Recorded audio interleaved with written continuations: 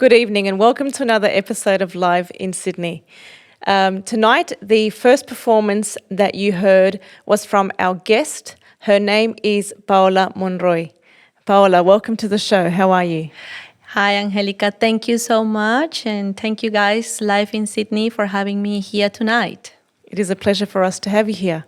Now, let's talk about your first performance. Can you tell us the title of the song, the composer, what it's about?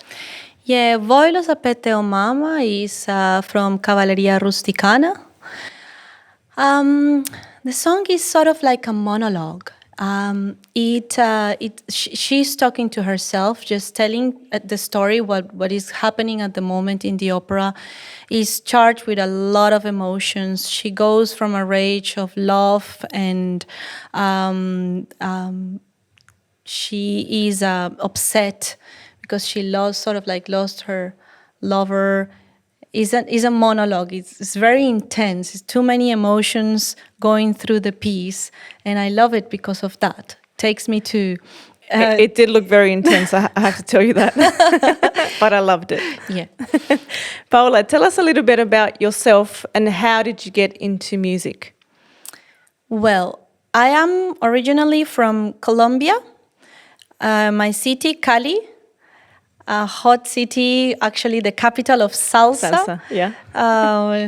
But I decided since very little to participate on the choir at school. I went to the German school in my city thanks to the fact that my dad was working on a German company. And I was lucky enough to get sort of like a scholarship to go by the German government to go to a private school. It was just a matter of luck. And then in my school, in the German school, arts like sports were very important. Kids were encouraged to participate in as many things as they could. And I was always involved in arts somehow. I'm not very good at painting but I was really good at music. I was doing the choir, and in the choir, my position in the choir was particular because I could sing many of the voices. There was no men enrolled on the choir. It was primarily a girls' choir. Yeah. And then I had to sing from the very bottom line to the very high note because my music teacher, she will move me around depending on which side of the choir need a little bit more support. My teacher at that moment, Claudia Calzada, and then when I was in secondary school, was the same school, I went to the German school my whole life, from when I was 5 years old till I graduated with 18. So high school. I spent sort of like 13 years on the same school with the same classmates, with the same teachers, and then you create all this atmosphere and a nest. A bond. Family, yeah. So I had a very, very close bond with my music teachers, Shirley and Andres Zapateiro. Then when I was in secondary school, I like to mention them because they were my mentors, really. They create on me this passion and this love for music. And nice. Through them, and because of their advice, I was just doing the choir. Then we had the possibility to put some musicals on and involve more theater, and I was enjoying it too much. Like being on stage was for me the place to be. Actually, my school had a massive hall with a beautiful grand piano, and on recess and lunch, I would ask if I could just have the keys of the hall to get in and play the piano. Wow. And just stay there. So yeah, I wasn't a weirdo though, don't get me wrong. I wasn't a nerd. I was quite popular and we had a lot of fun. I also did lots of sports at school, and I was a volleyball player and a swimmer and running and everything. Football player also. I play football for the girls football team and the girls volleyball team, as I mentioned in La Previa before, but music was my thing, and being on stage was a sensation of I am on my most privileged space. My favorite space is to be on stage. Feeling. Yeah, it was a feeling of I am on the right space. That's nice. Yeah. Now, tell us a little bit about the work that you've done, like collaborations, important concerts, and things like that. Okay, so from there, I did a whole career on music. I studied in Colombia, as in many other countries. Music is something that you study for years. I spent then about 7 to 8 years to graduate from Universidad de los Andes and the Faculty of Music over there. And then I started to travel the world. I was already traveling a lot. And then somehow many things happen. I end up in Australia. Now, Australia has been my home for the last 8 years. And in Australia, I've got to work with a lot of interesting and great people. Even to be part at the very beginning of a new sort of like small opera company called Divas on Demand with my mentor, my teacher here in Australia, Wendy Dixon. With them, we try to take opera to another level, a level more like for the people. Try to take opera to your neighborhood. Yep. So people, sometimes you hear that they haven't even go to the opera house because they don't have the time, because they couldn't afford the ticket, because maybe they don't like opera that much. So we tried to bring opera to people. So with my teacher and a lot of singers that used to be my friends or classmates at the Australian Institute of Music, which I did my master in opera, we create this little opera company that is still run, still alive, through my teacher and my mentor, Wendy Dixon. Then I work with many pianists and many other singers. We create something called Opera Sphere. That was another project in opera, trying to do the same, but with more mature singers that were already on the profession, not sort of like a student, but then I also went by myself with pianists. They were inviting me to collaborate, to sing around, to explore, and I have sing in St. Andrew's Cathedral, St. Mary's Cathedral, the New South Wales Art Gallery of New South Wales here in Sydney, the Australian Hall, Paddington United Church, Willoughby United Church, also Newcastle, many other towns around Sydney. So I get invited to festivals, and most of the time is collaborating with my pianists. So I have great pianists like Nathaniel Kong, that just play for me tonight. Diego Idarraga, with he's my amazing Colombian friend and also my guitarist. And he's the one who played with me in the video of Soy Colombiano for the Philharmónica de Bogotá. Yeah. So I collaborate with him a lot, and his School of Music. So he has a School of Music called DIAM, Diego Idarraga School of Music, which I am the singing teacher or the vocal coach in this beautiful school. I also collaborate with Zsuzsa Gizzi, with Wendy Dixon as pianist and not as a singer, because she also plays the piano.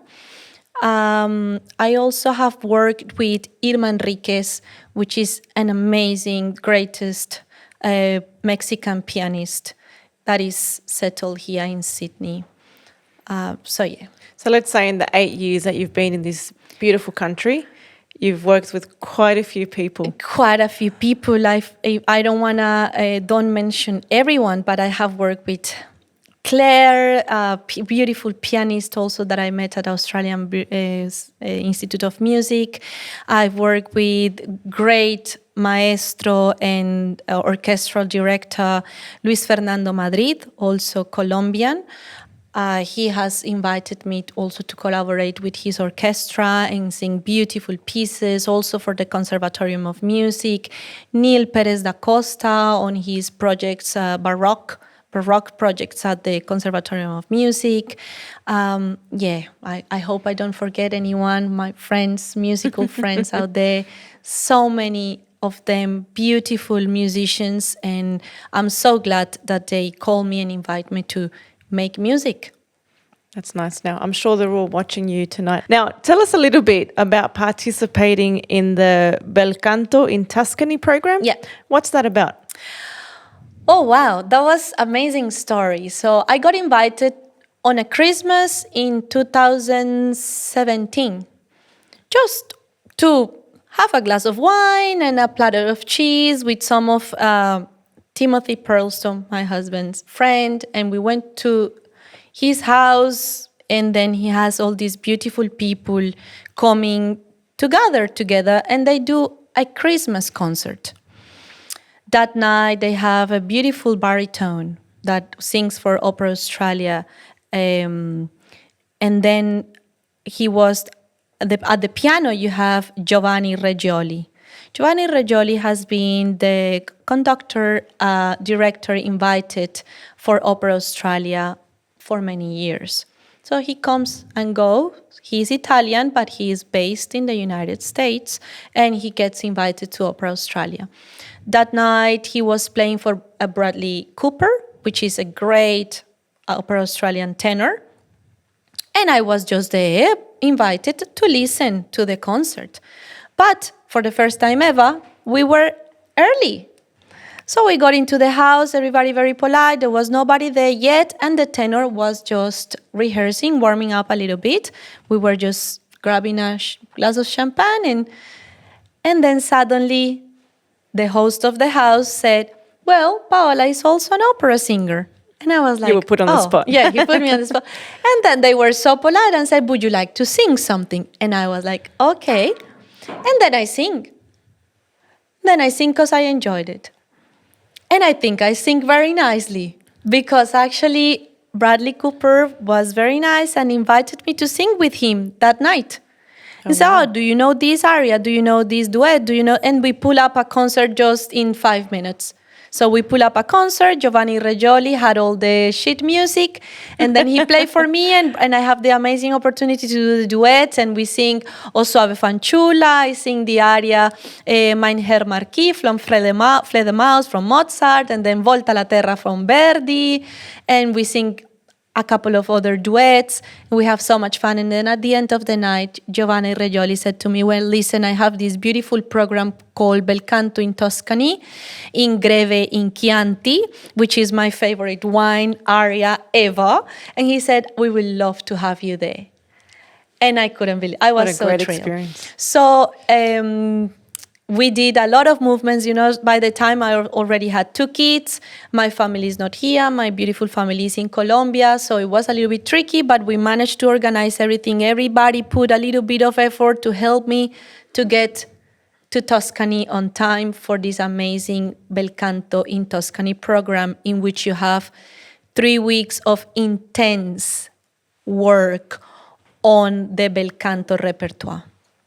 Wow, and you learn, and you go from the language to yoga classes to coaching with amazing coaches. You have people from Scala de Milan, Opera di Paris, from everywhere, from the Met, coaching you in many ways. So they coach you from, as I said before, from the language to how you express the text and how do you sing the music. So I have amazing coaches in Bel Canto in Tuscany, plus concerts in beautiful wineries and places on the main piazza of the city.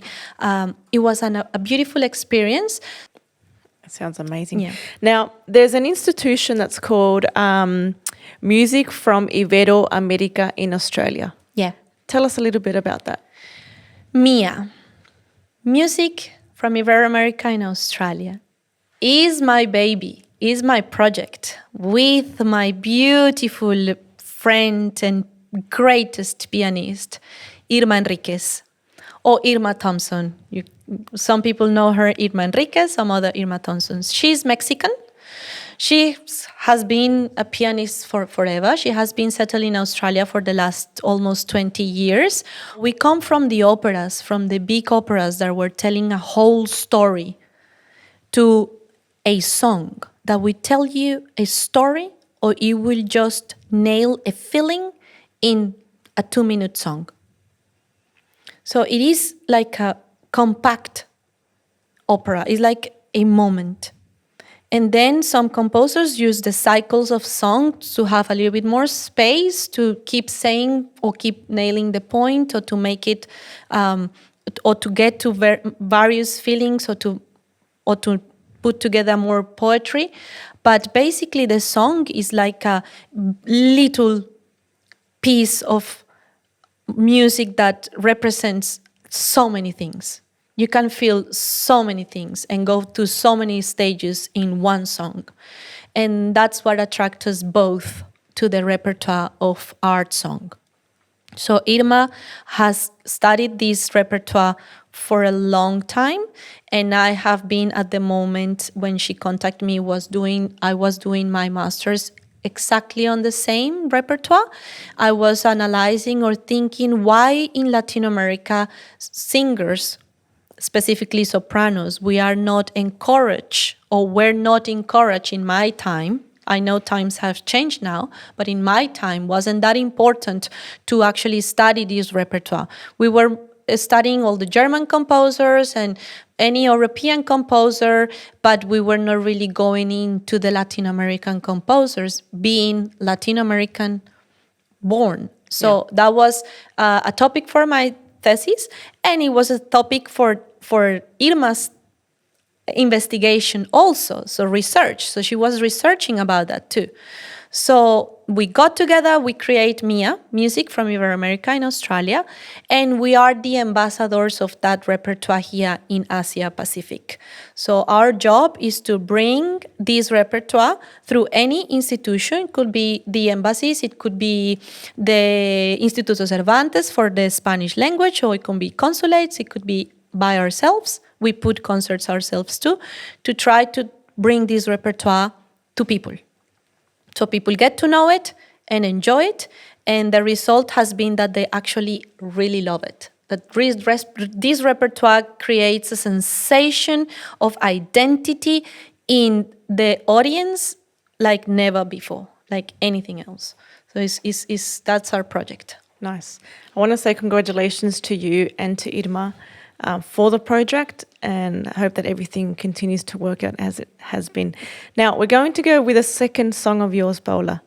Can you tell us what the song title is, what it's about? Yeah, so I decided to bring to the interview today many styles, so we can see how big is a soprano's repertoire. So now we're going for Mozart. The aria is called Ach, ich fühlst, es ist verschwunden, which translates sort of like, oh, I feel everything is disappearing or vanishing. Is the aria of Pamina, could be her most important or famous aria from the opera The Magic Flute.